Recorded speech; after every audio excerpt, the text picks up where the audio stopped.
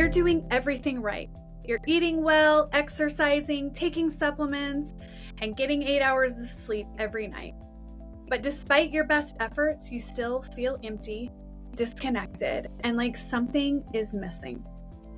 What if the missing piece isn't physical, but emotional? For Cendrine Hosoda, this realization was the turning point that transformed her approach to health. Welcome to It's Your Story to Tell. I'm your host, Megan Babcock, and in this episode, Cendrine is going to share how she uncovered the missing pieces of emotional health and that it set her on a path of true holistic healing.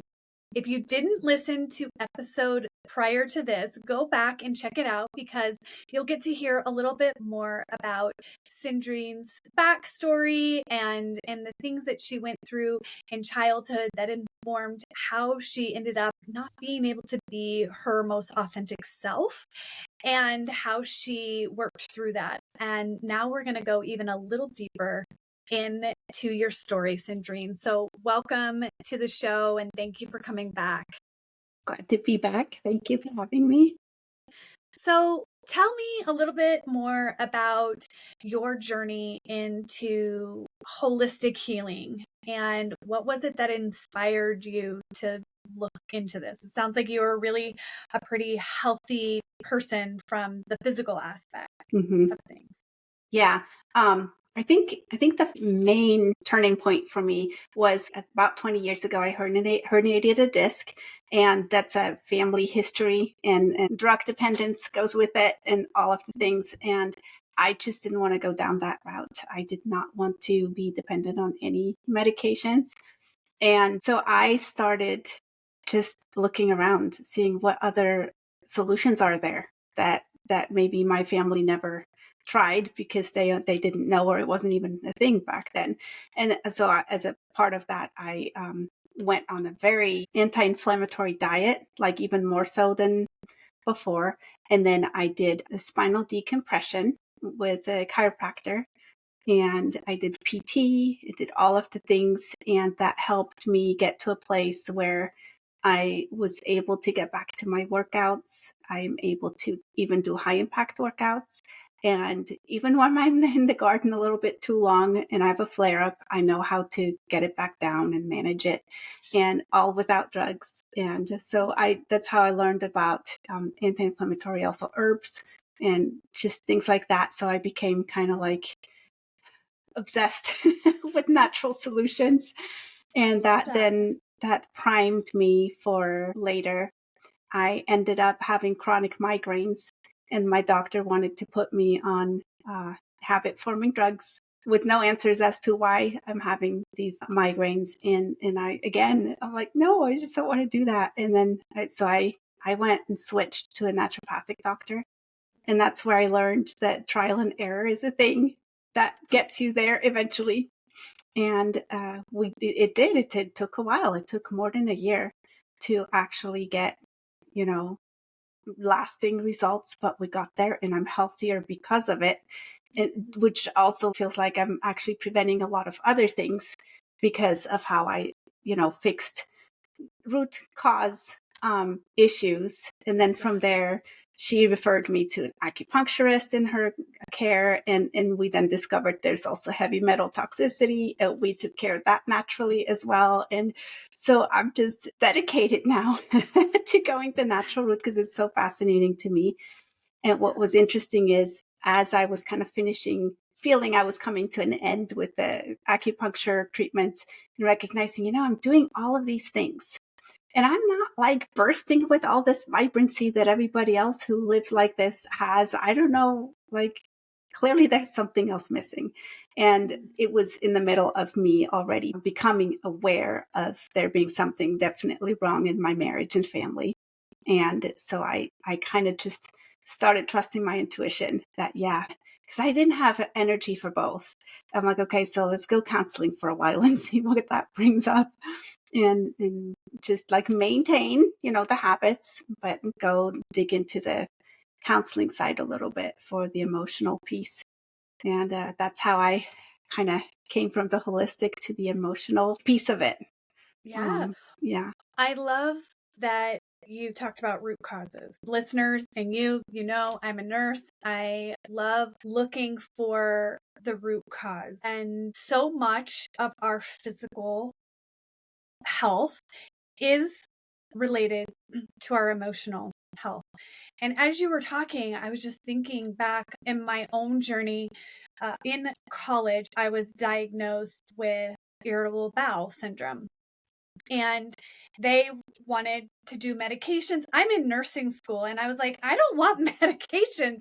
I knew that there was more to it. And I saw a chiropractor and acupuncture. I did like an elimination diet. I did anti-inflammatory. I was doing whole food, nothing processed. And I had really great results. And to this day, as long as I am taking care of myself and eating foods that don't cause inflammation, I do really well.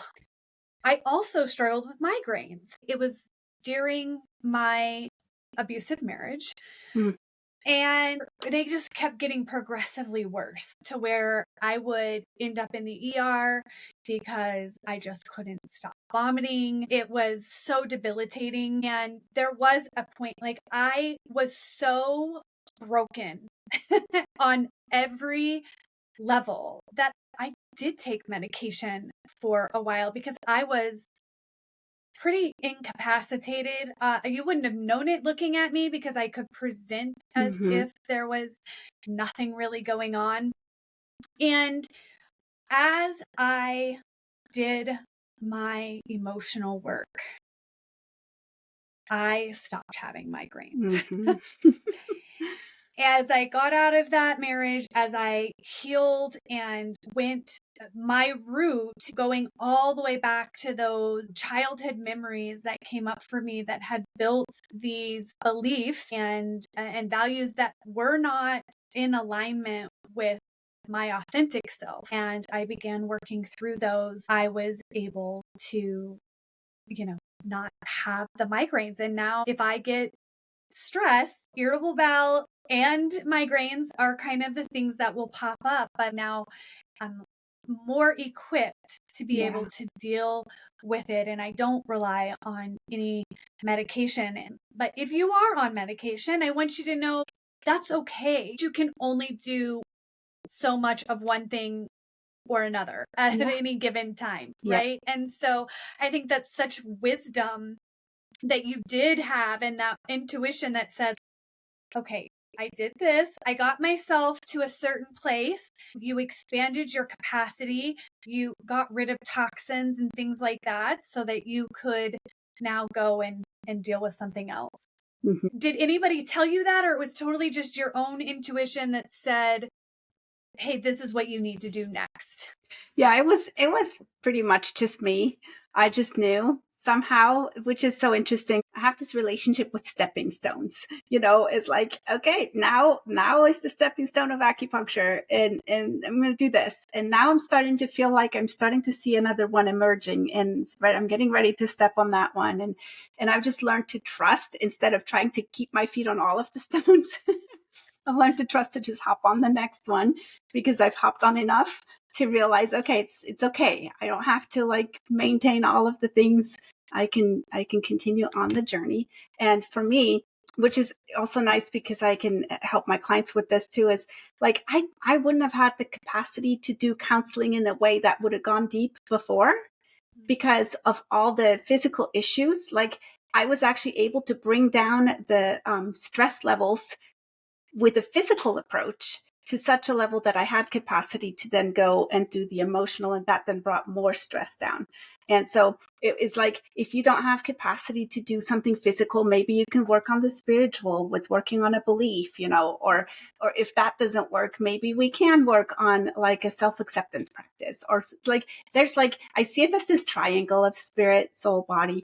And if you don't have capacity in this area, you can do something here and you can do something here, and it will all start like working together. And that's how I felt like, I laid a foundation that was getting me to actually be able to, for things of the emotional nature to land more.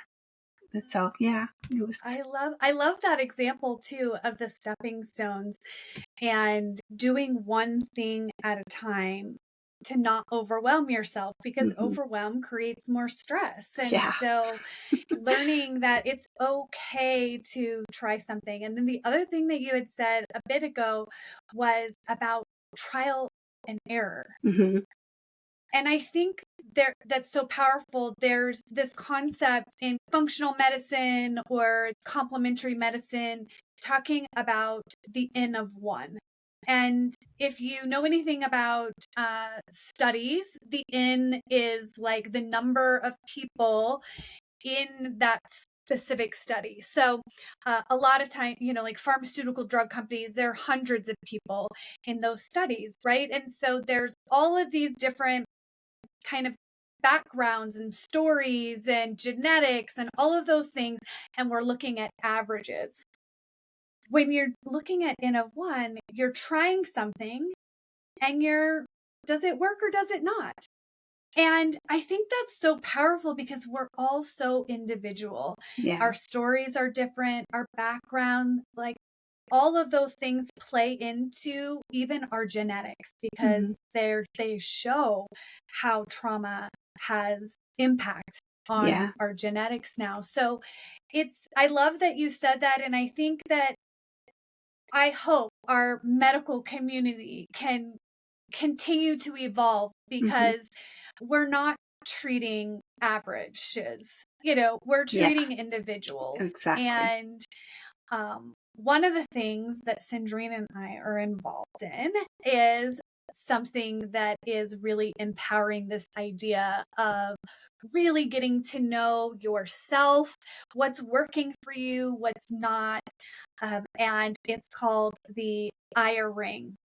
So, a little bit about it, and then I want to hear from you, Cendrine, what makes you really excited about it and how you can see the benefit for your clients. But basically, what this ring does is, while like Apple Watch and Fitbit and Oura Ring are tracking data points, it does all of that, but it is really looking to help you understand your stress, because the World Health Organization has labeled stress as the number one epidemic of the 21st century.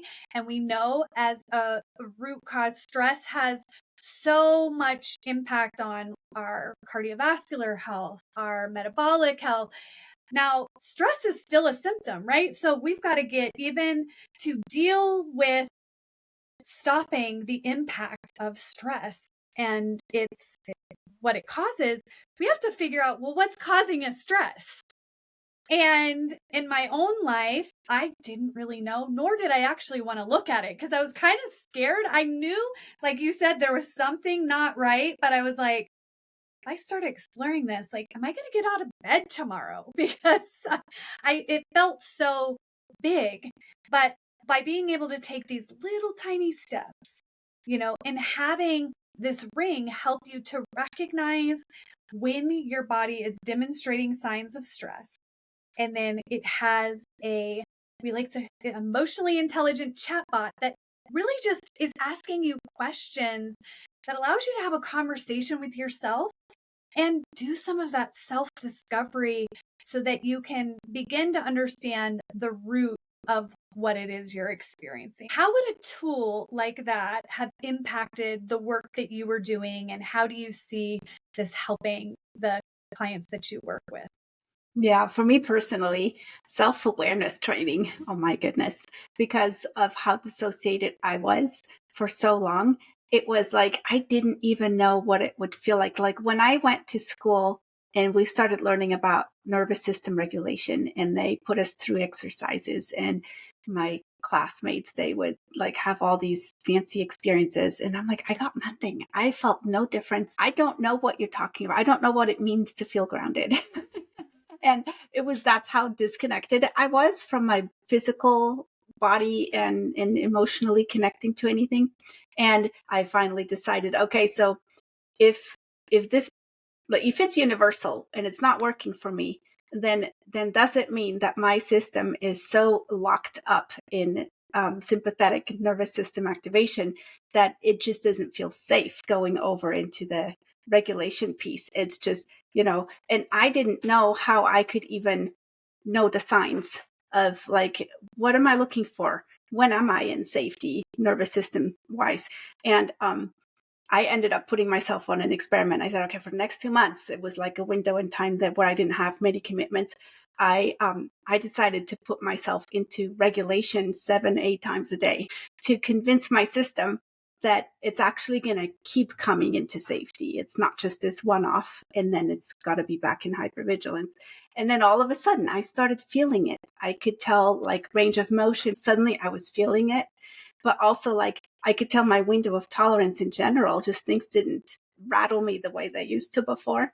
And so with the ring, with my clients, because I'm telling you, it's really hard to get clients to do this at home on their own. They will let me do it with them in the session, but the buy-in to do it regularly at home, which is where it's at, it's like, you got to do it regularly. If they had a ring that told them where they were at before the exercise and after the exercise, it would sell them. I am 100% sure it would sell them. And they would start recognizing, oh, this is what it feels like. And like figuring out the nuances and starting to really get attuned again to your own body, because we're so taught to just not pay attention. So for me, that's the most exciting piece, is to get real-time feedback, to train ourselves to attune to our own bodies again. Oh, I love that. It's so perfect. Self-awareness is key. When you can't activate that and start asking those questions, you can't get to the understanding of what's really going on in your environment. And by having the ability to know, I'm starting to have some signs that my body is feeling dysregulated, and activating my nervous system. And once that happens, we know about it, right? Yeah. But once it happens, we are not active in our conscious brain, right? Yep. Our fight or flight takes over. We're in our survival brain.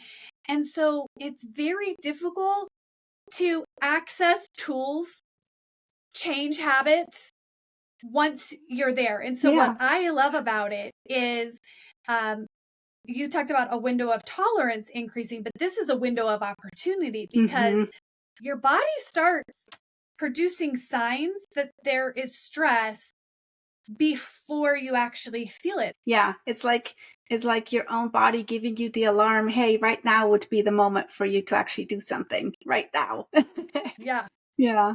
And then you see the benefit. So very much that data generated immediate gratification too. We are in a world where we want to see results immediately, and this work, it's deep and it's not super fast, but when you can have these little pieces of feedback that say, hey, this actually worked, it allows you to just keep going in something that's hard.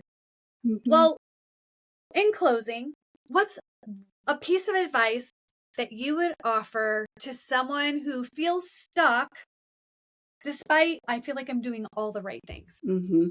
Such a great question, because like I've even said this, and I'm going to advise everyone to not say this. Don't say, I've done it all. I've tried it all. Nothing works. Don't say that, because that's what's going to keep you stuck. But if you're going to start asking like, well, who could tell me about something I don't know about that I haven't tried yet? Because it's like, you're only saying you've tried it all because you've tried everything you know to try. But there's people who know more things. For example, like I had a torn rotator cuff and I wasn't qualifying for surgery and it was not healing. And I was at the end of my rope. I had done PT and all of the things and nothing was working. And I was thinking, what else is there? So I went to Google and I went to my chiropractor and I said, come on, bring me everything you've got. And then through that, new avenues opened up that I had never heard of. And I tried one and it was one of the pieces. So when you think you've tried it all, just see, who do I ask about things that I don't know anything about? Because there's something. So don't say you've tried it all. Go ask, what else can I try that I haven't known about? I love that. Such a wise piece of advice. Engage your curiosity. And when you open yourself up to possibility, your brain starts looking for it. When Yeah. you're shut down, it's like, well, I've done it all. There's Mm-hmm. nothing more to do. And so, thank you so much for sharing that. Words that we speak over ourselves are so powerful in creating our reality. That's a whole nother podcast Yeah. topic, but such great advice. And thank you so much for joining me and sharing your amazing journey of just how you empowered yourself Mm. to be the expert in your own journey, Mm. because you are the expert, and we believe that you know what you need to heal. Sometimes you just need support and someone alongside of you. And so thank you, Cendrine, for offering your insights and your perspective on your health transformation emotionally and physically. If you know someone who is struggling in a hard place, feeling stuck, would you share this episode? It may be something that just unlocks possibility within them. And we'd love it if you would stay tuned and listen to more stories that we're going to be sharing about hope and healing on It's Your Story to Tell. Thanks so much, Cendrine, for joining me today. It's been truly a pleasure. Oh, thanks, Megan. I enjoyed it too.